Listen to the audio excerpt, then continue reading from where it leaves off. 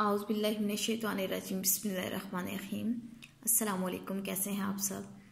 तो मैं अब जो है आप लोग की जो पेपर्स बोर्ड के पेपर हैं उनमें जो बहुत ज़्यादा क्वेश्चन आते हैं उनको लेके चलूँगी, उनको डिस्कस करूँगी कि कौन से बोर्ड के पेपर में बोर्ड एग्ज़ाम्स में बहुत ज़्यादा क्वेश्चन आते हैं। ठीक है, तो उसके लिए हम रोज़ एक दो क्वेश्चंस को लेके चलेंगे और वो क्वेश्चन मैं पोस्ट कर दिया करूँगी। ठीक है, तो सबसे पहले आपके पास आ गया differences between crystalline solid and amorphous solid. Amorphous और क्रिस्टलाइन सॉलिड ऑलमोस्ट हर बोर्ड के पेपर में ये क्वेश्चन मस्ट आता है। तो डिफरेंसेस इतने ज़्यादा बच्चों को क्लियर नहीं होते, पता नहीं होते, ज़्यादा 2 से 3 डिफरेंसेस होते हैं। तो मैं आज आपको 10 डिफरेंसेस इसके बताऊँगी, तो आप इसको नोट कर लीजिएगा।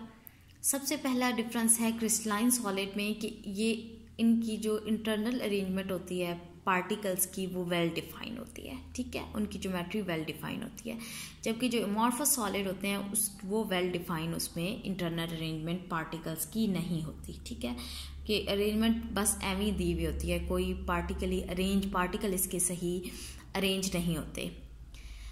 क्रिस्टलाइन सॉलिड में जो क्रिस्टल जब बनता है तो उसमें जो उनकी अरेंजमेंट होती है उसकी एक रेगुलरिटी होती है। रेगुलरिटी का मतलब क्या कि अगर पहले ए है, फिर बी है, ए बी है, तो फिर अगला ए ही आएगा, फिर नेक्स्ट बी आएगा। और एमॉर्फस में कोई रेगुलरिटी नहीं होती, मतलब से वो इररेगुलर उसकी अरेंजमेंट हुई होती है कि कोई आपको नहीं पता कौन सा पार्टिकल पहले आ रहा है, कौन सा बाद में आ रहा है। जो क्रिस्टलाइन सॉलिड है वो उनका शार्प मेल्टिंग पॉइंट होता है, एमॉर्फस सॉलिड का कोई शार्प मेल्टिंग पॉइंट नहीं होता। क्रिस्टलाइन सॉलिड जो होते हैं उनकी हीट ऑफ फ्यूजन जो होती है वो कैरेक्टरिस्टिक हीट ऑफ फ्यूजन होती है, और एमॉर्फस सॉलिड की कोई हीट ऑफ फ्यूजन नहीं होती। एक मतलब से एक जो आप डेफिनेट जिसको कहते हो कि इतनी ही हीट ऑफ फ्यूजन है वो नहीं होती। अच्छा जी, उसके बाद जो क्रिस्टलाइन सॉलिड होते हैं उनको अगर एक शार्प कटर से कट किया जाए ना तो उनकी जो रेगुलर अरेंजमेंट आपको मिलेगी। ठीक है, वो रेगुलर फॉर्म में मिलेंगे, लेकिन ये इररेगुलर कट इनका होगा, रेगुलर कट नहीं होगा एमॉर्फस सॉलिड का। उसके बाद नेक्स्ट हम चलते हैं। नेक्स्ट जो है वो जो क्रिस्टलाइन सॉलिड होते हैं वो ट्रू सॉलिड होते हैं, लेकिन जो आपके पास एमॉर्फस सॉलिड होते हैं ये या तो सुपर कूल्ड लिक्विड होते हैं या फिर सूडो सॉलिड होते हैं। जो होते हैं क्रिस्टलाइन सॉलिड इनकी ये इनकम्प्रेसिबल होते हैं। इनकम्प्रेसिबल मतलब इनको दबाया नहीं जा सकता, दबाएंगे तो टूट जाएंगे। लेकिन जो आपके पास एमॉर्फस सॉलिड होते हैं ये किसी एक्सटेंट का तक हम इनको थोड़ा सा प्रेस कर सकते हैं। जो आपके पास होते हैं जी क्रिस्टलाइन सॉलिड, ये अगर आप इनको ब्रेक डाउन करेंगे या तोड़ेंगे तो एक ये क्लीवेज इनकी ये डेफिनेट क्लीवेज प्लान में टूटेंगे। लेकिन उनमें जो एमॉर्फस सॉलिड होते हैं इनमें कोई सिमेट्री नहीं होती, यानी कि उस प्लान में नहीं टूटेंगे, ये जहाँ से मर्जी टूट सकते हैं। अब जो क्रिस्टलाइन सॉलिड होते हैं इनको हमने 7 के सिस्टम, हमने क्रिस्टल्स का क्लासिफिकेशन सिस्टम पढ़ा हुआ है, तो वो आपके पास आ जाएंगे डिफरेंट। लेकिन एमॉर्फस सॉलिड में कोई क्लासिफिकेशन नहीं हमने देखने को मिलती हमें। जो क्रिस्टलाइन सॉलिड होते हैं इनको एमॉर्फस सॉलिड में चेंज किया जा सकता है जब हम इसको हीट करते हैं। हीट करने के बाद जब ये कूल होता है तो ये आपके पास लिक्विड में आपको फौरन आपको ये सॉलिड मिल जाएगा, लेकिन एमॉर्फस सॉलिड मिल जाता है। लेकिन हम एमॉर्फस सॉलिड को क्रिस्टलाइन सॉलिड में चेंज नहीं कर सकते। इसकी एग्जांपल आ गई NaCl, sodium fluoride, K2SO4 crystalline solid की, जबकि एमॉर्फस सॉलिड की ग्लास, रबर, प्लास्टिक वगैरह आ जाती है। एक और क्वेश्चन को हम डिस्कस करेंगे, वो दूसरा क्वेश्चन है atomic emission and atomic absorption का स्पेक्ट्रा। इसकी डिफरेंसेस आ गए, इसके भी आपको मैं डिफरेंसेस 5-6 बताऊंगी। नंबर 1 इसका जो डिफरेंस है एटॉमिक इमिशन स्पेक्ट्रा का वो ये है कि ये तब बनता है कि जब सब्सटेंस जो होती है वो एक्साइटेड स्टेट में होती है। ठीक है, और एब्जॉर्प्शन स्पेक्ट्रा तब बनता है जबकि कोई भी सब्सटेंस जो होगी वो अनएक्साइटेड स्टेट में होगी। ठीक है, एटॉमिक्स इमिशन स्पेक्ट्रा जो होता है वो प्रोड्यूस होगा जब सब्सटेंस जो होती है वो पहुंचती है गैसियस या वेपर फेस में, क्योंकि एक्साइटेड फेस में होती है।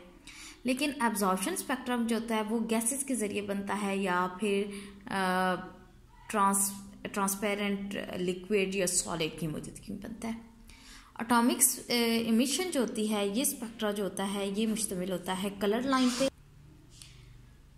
जो आपके पास है जी एटॉमिक इमिशन स्पेक्ट्रा, इसमें जो इसका जो स्पेक्ट्रम होगा वो कलर लाइन पे होगा और कलर लाइन की बैकग्राउंड जो होगी वो ब्लैक होगी, और जो एब्जॉर्प्शन स्पेक्ट्रा है वो वाइट बैकग्राउंड और उसके ऊपर ब्लैक लाइंस होंगी।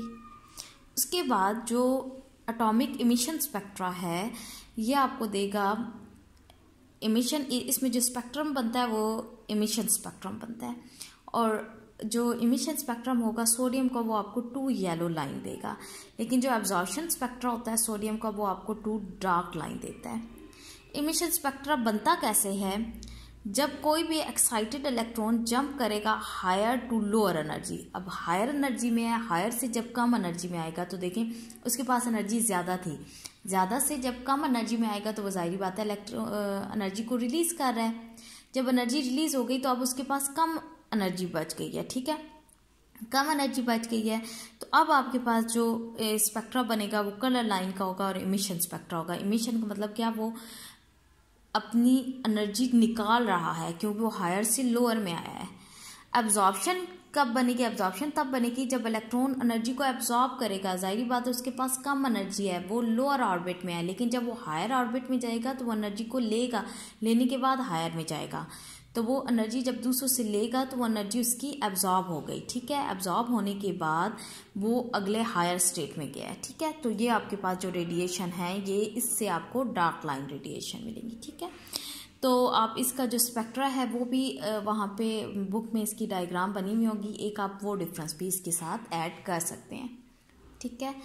तो ये डिफरेंसेस थे एटॉमिक इमिशन स्पेक्ट्रा और एब्जॉर्प्शन स्पेक्ट्रा के। तो आप लोग को समझ आ गई होगी। थैंक यू, अल्लाह हाफिज़।